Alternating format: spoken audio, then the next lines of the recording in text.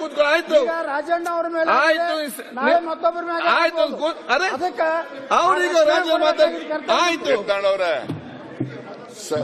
ಸನ್ಮಾನ್ಯ ಸಭಾಧ್ಯಕ್ಷರೇ, ಯತ್ನಾಳ್ ಅವರು ಸಹಕಾರ ಸಚಿವರು ರಾಜಣ್ಣ ಅವರು ಅಂತೇಳಿ ಪ್ರಸ್ತಾಪ ಮಾಡಿದ್ರಿಂದ ನಾನು ಒಂದು ತಪ್ಪು ಮಾಹಿತಿ ಹೊರಗಡೆ ಹೋಗಬಾರ್ದು ಅಂತಕ್ಕಂಥ ದೃಷ್ಟಿಯಿಂದ ಎರಡು ಮಾತುಗಳನ್ನು ಹೇಳಲಿಕ್ಕೆ ಬಯಸ್ತೇನೆ.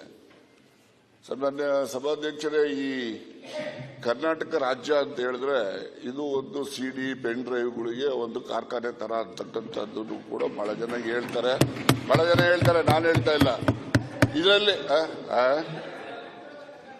ಎರಡು ಫ್ಯಾಕ್ಟರಿ, ನಿಮ್ದೊಂದಿದೆ, ಇದೊಂದಿದೆಯಾ? ನಿಮ್ದು ಯಾವ್ದು ಅಂತ ಹೇಳಿದ್ರೆ ಇಲ್ಲಿ ಯಾವ್ದು ಅಂತ ಹೇಳ್ಬೋದು. ಅದೇನೇ ಇಲ್ಲಿ ಅಧ್ಯಕ್ಷರೇ, ಬಹಳ ಗುರುತರವಾದಂತಹ ಒಂದು ಆರೋಪ ಅಂತೇಳಿ ನಾನು ಕೂಡ ಅನ್ಕೊಳ್ತೇನೆ. ತುಮಕೂರಿನ ಇಬ್ಬರು ಪ್ರಭಾವಿ ಸಚಿವರು ಹನಿ ಟ್ರ್ಯಾಪ್ ಅಲ್ಲಿ ಸಿಕ್ಕಾಕೊಂಡಿದ್ದಾರೆ, ಅದಾಗಾಯ್ತು ಹೀಗಾಯ್ತು ಅಂತ ಏನೇನೋ ಕಥೆಗಳು ಬರ್ತಾ ಇದ್ದಾವೆ. ತುಮಕೂರಿನಲ್ಲಿರೋರು ನಾನೊಬ್ಬ ಇದ್ದೀನಿ, ಡಾಕ್ಟರ್ ಪರಮೇಶ್ವರ್ ಅವರು ಕೂಡ ಇದ್ದಾರೆ, ನಮ್ಮಿಬ್ರೇ ಅಂತ ಅವರ ಉದ್ದೇಶ ಅಂತೇಳಿ ಅನ್ಕೊಳ್ತೀನಿ.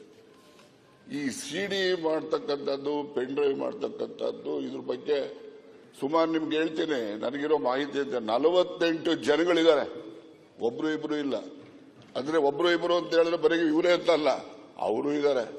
ಆದ್ರೆ ಇವೆಲ್ಲ ಬಹಳಷ್ಟು ಜನ ನ್ಯಾಯಾಲಯಗಳಲ್ಲಿ ಇದನ್ನ ಬಹಿರಂಗ ಮಾಡಬಾರ್ದು ಅಂತಕ್ಕಂಥದ್ದಕ್ಕೆ ಸ್ಟೇ ತಗೊಂಡಿರ್ತಕ್ಕಂಥದ್ದು, ಅಲ್ಲೂ ಕೂತವ್ರೆ ಇಲ್ಲೂ ಕೂತವ್ರೆ, ಆ ಪ್ರಶ್ನೆ ಬೇರೆ.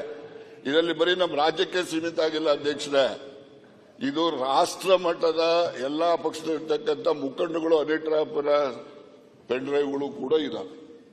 ಆ ಒಂದು ದೃಷ್ಟಿನಲ್ಲಿ ನನ್ನ ಮೇಲೆ ಆರೋಪ ಏನಿದೆ, ಅದಕ್ಕೋಸ್ಕರ ಈ ಆರೋಪಕ್ಕೆ ಇಲ್ಲಿ ಉತ್ತರ ಹೇಳಿದ್ರೆ ಅದಕ್ಕೆ ಸರಿ ಹೋಗೋದಿಲ್ಲ. ನಾನು ನಮ್ಮ ಗೃಹ ಮಂತ್ರಿಗಳಿಗೆ ಒತ್ತಾಯ ಮಾಡ್ತೇನೆ, ನಾನು ಒಂದು ಲಿಖಿತ ಕಂಪ್ಲೇಂಟ್ ಅನ್ನು ಕೊಡ್ತೀನಿ.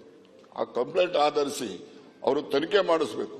ಇದರಲ್ಲಿ ಯಾರೆಲ್ಲ ಪ್ರೊಡ್ಯೂಸರ್ಸ್ ಇದ್ದಾರೆ, ಡೈರೆಕ್ಟರ್ಸ್ ಯಾರ್ಯಾರಿದ್ದಾರೆ, ಇವೆಲ್ಲವೂ ಕೂಡ ಹೊರಗಡೆ ಬರಲಿ, ಜನಗಳಿಗೆ ಗೊತ್ತಾಗಲಿ.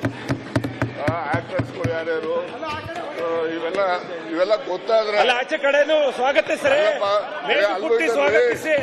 ನಿಮ್ಮಲ್ಲಿ 48 ಜನರದು ಪೆನ್ ಡ್ರೈವ್ಗಳು ಇದಾವೆ. ಇಲ್ಲಿಯವರು ಇದ್ದಾರೆ, ಅಲ್ಲಿಯವರು ಇದ್ದಾರೆ. ರಾಜ್ಯ ಮಟ್ಟದಲ್ಲ, ರಾಷ್ಟ್ರ ಮಟ್ಟದಲ್ಲಿ ಇರ್ತಕ್ಕಂಥ ಎಲ್ಲ ಪಕ್ಷದ ಮುಖಂಡರು ಕೂಡ ಇದಾವೆ. ಅದರಿಂದ ಇದೊಂದು ಪಿಡುಗು. ಇದು ಸುಮ್ಮನೆ ಯಾರೋ ಒಬ್ರು ಮಾಡಿದ್ರೆ ಎಲ್ರಿಗೂ ಕೂಡ ಅನ್ವಯ ಆಗೋ ರೀತಿಯಲ್ಲಿ ಅದನ್ನು ಆರೋಪ ಮಾಡ್ತಕ್ಕಂಥದ್ದು ನಿಲ್ಲಬೇಕು. ಜನರುಗಳಿಗೆ ಏನು ಸಾರ್ವಜನಿಕ ಜೀವನದಲ್ಲಿ ಇರ್ತಕ್ಕಂಥವ್ರಿಗೆ ಹೊರಗಡೆ ಗೌರವ ಬರಬೇಕು, ಆ ರೀತಿ ಆಗಬೇಕು ಅಂತಕ್ಕಂಥ ಉದ್ದೇಶದಿಂದ ನಾನು ಗೃಹ ಮಂತ್ರಿಗಳಿಗೆ ಒತ್ತಾಯ ಮಾಡ್ತಕ್ಕಂಥದ್ದು. ನಾನು ಲಿಖಿತ ಕಂಪ್ಲೇಂಟ್ ಅನ್ನು ಕೊಡ್ತೇನೆ.